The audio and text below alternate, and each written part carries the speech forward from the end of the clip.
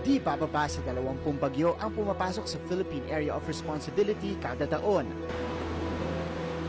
Ayon sa Pag-asa, tuwing may bagyo o kahit simpleng pag-uulan, landslide po. nariyan ang banta ng landslide o pagguho ng lupa. Nung Typhoon Piping, mga past 10 siguro ng gabi na yon, nung maingay na sa ang naririnig namin that time is erase na ang Little Kibungan. Sabi ng kapitbahay namin na wala na tayong bahay na uuwian.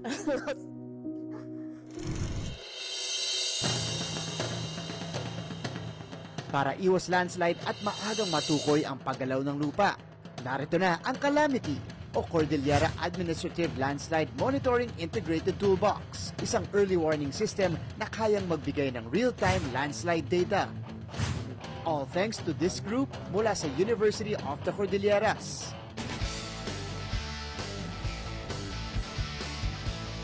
Sa unang tingin, nakala mo, batteries at solar panels lang yan. Pero alam niyo ba mga kapuso na binubuo yan ng iba't ibang mga sensors na tumutukoy sa paggalaw ng lupa? Malaki ang papel dyan ng 70-foot pole na nakabaon underground. Itong device natin binubuo ng iba't ibang sensor na nagde-detect ng environmental parameters tulad ng soil moisture, temperature, rainfall intensity, at ground movement. Lahat yan mahalaga para ma-detect ang posibleng landslide o pagguho ng lupa. Ito pong kulay pula na sensor natin, yan ang nagmo-monitor ng soil movement. Ang lalim po ng borehole ay 20 to 30 meters. Yung rapid advance ng technology ay kailangan natin para ma-enable natin ang sistema na to. And since early warning system siya, itong mga sensor mahirap rin na hanapin. Commercially, 10 years of waiting is we now have the available technologies. July 2022 na-launch ang proyekto sa tulong ng 21.3 million pesos na funding mula sa DOST Philippine Council for Industry, Energy, and Emerging Technology Research and Development. Kasalukuyang merong 6 na calamity sensors all over Baguio and Metro Baguio. And from the sensors, itatransmit niya po yung data and information to our central database. Toka sa monitoring ng installed sensors ang Baguio City Disaster Risk Reduction Management Office.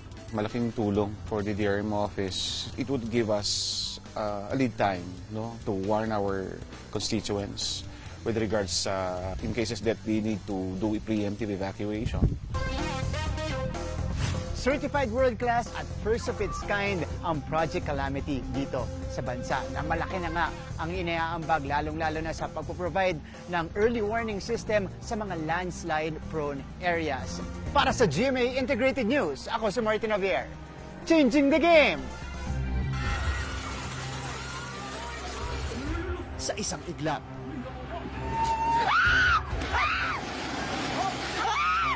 pwedeng padapain ng lindol ang mga bahay, gusali at estruktura. Lalo kung tulad ng The Big One na hinog ng maranasan sa Pilipinas. Kung may paraan lang sana para matiyak ang tibay ng mga gusali at estruktura, gamit lang ang isang device.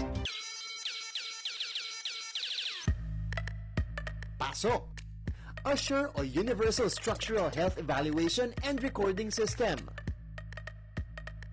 Taong 2016 ito sinimulang buuin ng civil engineer na si Dr. Francis Aldrin Uy, na matagumpay na natapos ang prototype 4 years after. This is one very good way to prepare yung ating mga infrastructures. It's very useful before, during, and after an earthquake. Nakatanggap ng 45 million pesos na funding mula sa Department of Science and Technology ang proyekto na nakaayon sa National Structural Code of the Philippines maging sa panuntunan ng Department of Public Works and Highways. Ang objective naman talaga ng USHER, simula't simula, is to make this technology accessible. Sa ngayon ay nasa 80 pribado at pampublikong mga estruktura na ang nakapagpakabit ng USHER. Makikita mo na makaka-prevent ka, ma-evacuate mo agad yung mga tao kasi mamamonitor niya agad kung may movement. kasama sa dalawang pangunahing component ng Usher, ang accelerometer at ang web portal. At may sensor ang accelerometer na ikinakabit dun sa mga estruktura para sa collection ng data. Itong controller, nakakabit ito sa accelerometer at siya yung nagko-consolidate at nagpapasa ng data dito sa web portal. Pagdating dito, dito natin ina-analyze yung structural integrity ng mga estruktura. So, if you guys are wondering kung para saan itong mga color-coded light signals na nandito sa web portal, pagdating natin sa green, meron ng event, may konti ng movement, pero safe pa rin. Pagdating naman natin sa orange, nakalagay dito, evacuate. Kasi medyo malakas na yung event or medyo significant yung event at malakas ang movement. At pagdating naman sa red, ito na, naabot na yung threshold o yung kakayaning movement lang ng building. There you have it mga kapuso, a game-changing innovation pagdating sa structural health monitoring. The purpose of Usher is, number one, to minimize the community's vulnerability to natural disasters like earthquakes at higit sa lahat, to save lives. Para sa GMA Integrated News, ako si Martin Javier, changing the game!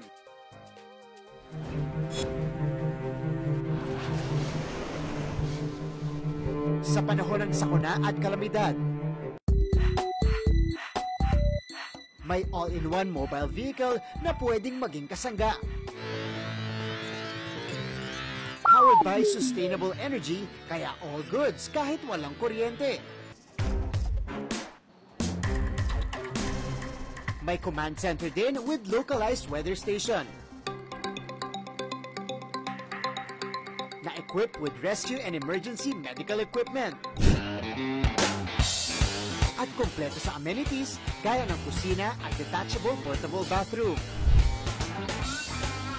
Impressive! Eh! Yan ang Mobile Command and Control Vehicle o MOCOV. Developed by the team of Dennis Abella sa loob ng isang dekada. Isang disaster risk reduction at climate change adaptation technology ang MOCOV na binubuo ng isang trailer na nakakarga sa isang 4x4 pickup truck. This all started when Bagyong Yolanda happened back in 2013. The kind of vehicle that we created is a trailer system that expands and contracts, and you could set it up in any location. Ang MOCOV napapagana ng sustainable energy through solar and wind power na po pwedeng tumagal up to 32 hours. At pag wala na yung energy na yan, meron pa tayong backup generator. Nasa mahigit 10 lungsod na sa National Capital Region ang gumagamit ng MOCOV, kabilang ang Caloocan City. Nagamit na namin siya ng 13 times wherein 12 planned event ng city and meron kaming isang incident, yung drowning incident namin. We just want to be able to provide for every single LGU here in the Philippines because we know that they need it. And the urgency for disaster preparedness is so much more needed now. Kapag ka naka-assemble, merong 3 main rooms ang MOCOV. Una muna, itong command room kung saan makikita ang perimeter camera system para ma-monitor nila ang area at itong localized weather station.